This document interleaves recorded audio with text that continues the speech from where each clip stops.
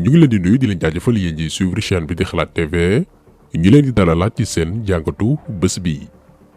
tey dañuy ñëw ci mbir moo xam ne yaakaar naa néew na ci yéen ñu ko déggul muy média français yi di RFI ak France 24 yi réew Mali jël décision aaye leen ñu couvrirati ci seen réew waaye itam aay bépp bërëbu taskatu xibaar malien jëlaat seeni xibaar. ndax lan jibal nañ ay mbir yoo xam ne dara newu ci dëgg ci opération bi armée malienne di amal ngir jàmmarloog terroriste yi. ndax li ñu war a xam actuellement mooy gannaaw ba Assimi Goïta dàqee armée bu France ndax xam nañ ni ñii ñooy suñu problème dañu lakk daay ba noppi ñëw di jouer les sapeurs pompiers ay naafeq lañ. France ak seeni médias de propagande waxoon nañ leen ni RFI ak France 24 présidence bu France mooy seen kilifa ñoom ñaar ñëpp groupe France Média Monde bi Élysée di financé moo leen moom politique bi France namm suñu réew yi ñoom loolu la ñuy suuxat. donc à travers seeni support d'information yi nga xam ni ñoo ngi présent fépp ci Afrique dañu bëgg a gëmloo ni malien yaa ngi bëgg a dee gannaaw ba fa soldat français yi jógee terroristes yi sonal nañu leen lool actuellement seen campagne yëpp lool la. te képp kuy gëstu di nga xam ni am na coppite bu rëy yu ci am depuis ba ñu dàqee armée bu France daañu leen jox quelques exemples yu koy firndeel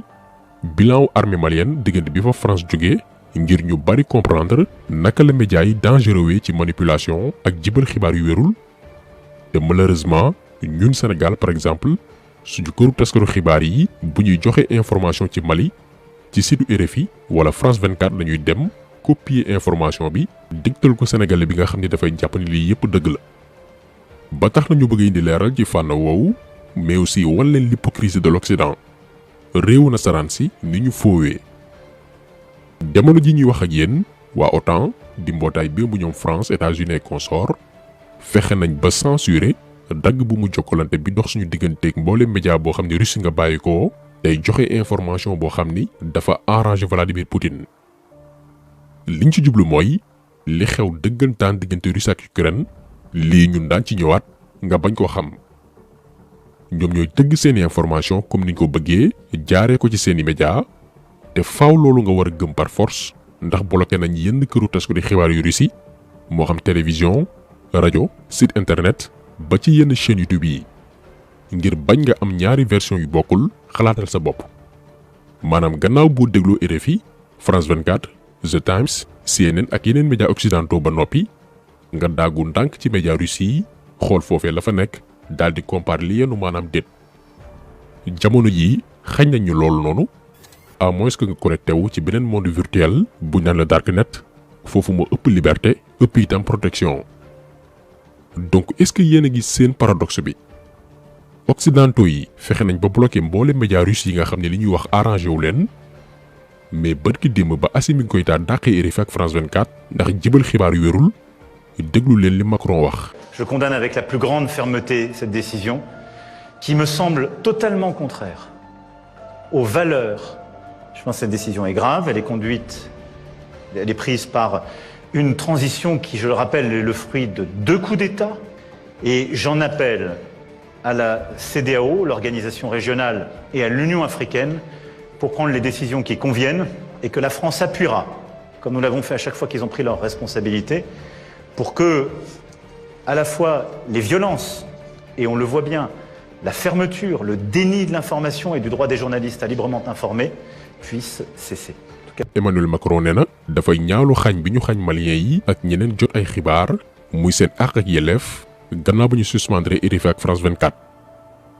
waaye même Macron boobu noonu ak Joe Biden ak yeneen réewu Occident yi ñoo mànkoo bloqué ay médias d'État yu Russie ngir xañ àdduna gépp xam li xew.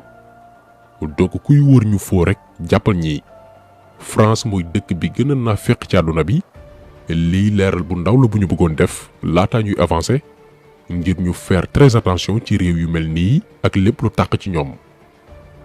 lan la média de propagande yu ci mel ni RFI ak France 24 nekk di def depuis ba Assimi Goïta dàqee armée française dàq itam seeni ambassadeur mooy nekk di mëne benn campagne ngir naxee opinion internationale bi ko soldat malien yaa ngi bëgg a dee lajj nañ doomi Mali yaa ngi ñàkk seen bakkan te lépp soldat wu réew yaa ko waral ak li fa France jógee. dem nañ sax ba naan fépp fu soldat malien yu songu rek terroristes yi duma nañ leen dañu tële. alors que progrès yu am solo mi ngi am sur le terrain te ñu bari xamuñ ko ci quelques points yooyu nag la ñu bëgg a ñëw ngir ngeen xam li nekk di xew Mali te wuuteeg loolu li ñu ay RFI France 24 ak yeneen i médias de propagande français di ñu gëmloo suba ngoon ngir lëndëmal xel yi.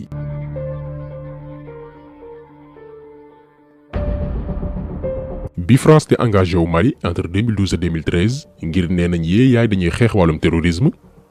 déglu leen ngir nee nañ dañuy xeex wàllum terrorisme jàpp leen bu baax kàddu yi ndax léegi di ngeen comprendre ni ñoom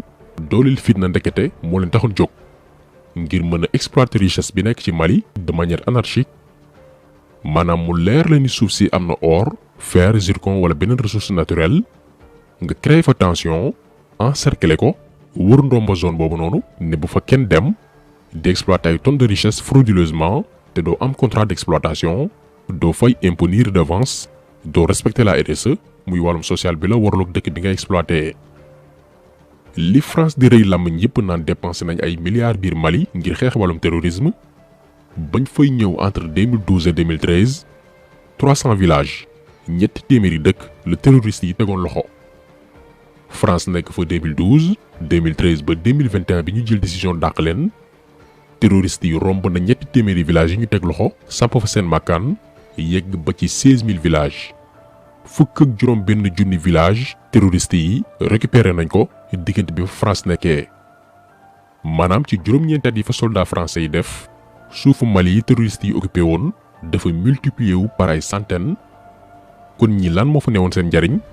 dooleel terrorisme foofu noonu ngir mener seen activité illicite ci suuf te état malien du am benn contrôle ci territoire am du maîtriser les xew sur le terrain France mooy contrôler lépp lii moo xewoon Mali. la preuve li koy firndeel accord militaire bi état malien signé woon ak France lan moo ci nekk France dafa ni armée malienne ci boppam amoo droit survoler maanaam yéeg ci hélicoptère wala avion de guerre mbaa utiliser sax drone de surveillance ngir xool lan mooy xew ci zone yi nga xamante nii nee nañ terroristes yi ñoo fa nekk te amoo sama autorisation. est-ce que yéen ngi rendre compte gravité lii ñu leen di wax durant juróom-ñeenti at yi fa soldats français yi nekkoon soldats maliens yi nga xam ne ñoom ñoo moom seen réew dañu leen tere ñu yéeg ci propellan mbaa utiliser beneen xeetu moyen ngir yër liy xew ci yenn dëkku Mali yi tant que France joxu leen ndigal. lii la fa ñoom Assimi Goïta ak premier ministre am muy Choguel Maïga fekk ne dafay dàkk dootul am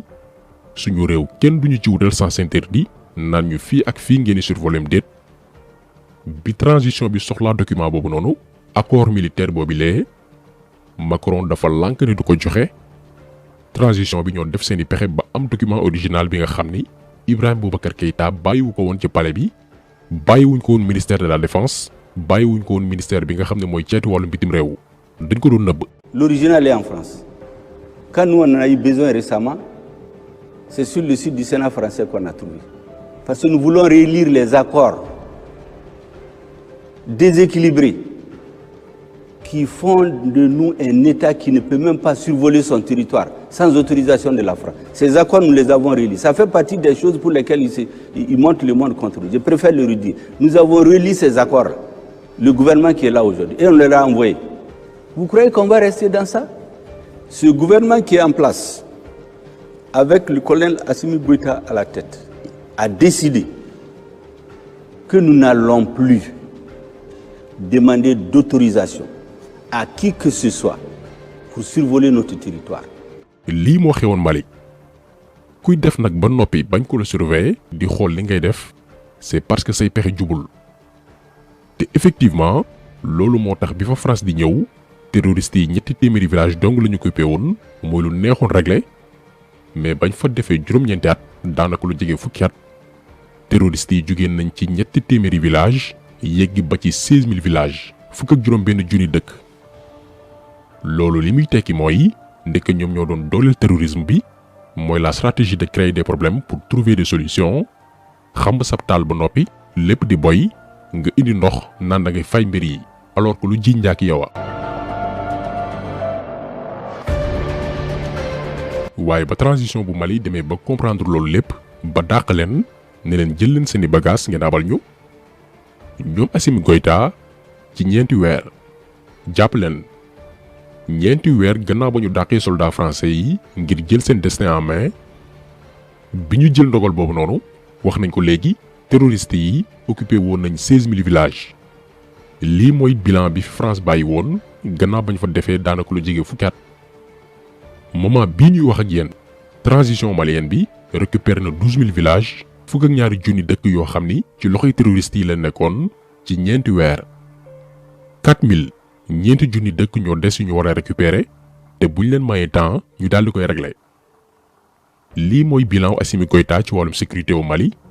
li France tële pendant lu jege fukki at ndax seeni tappale moom ak i gaayam loolu la ñu régler ci diir bu gàtt a gàtt lii li muy misaal mooy ndeke France ci ay caaxaan képp la ñu nekkoon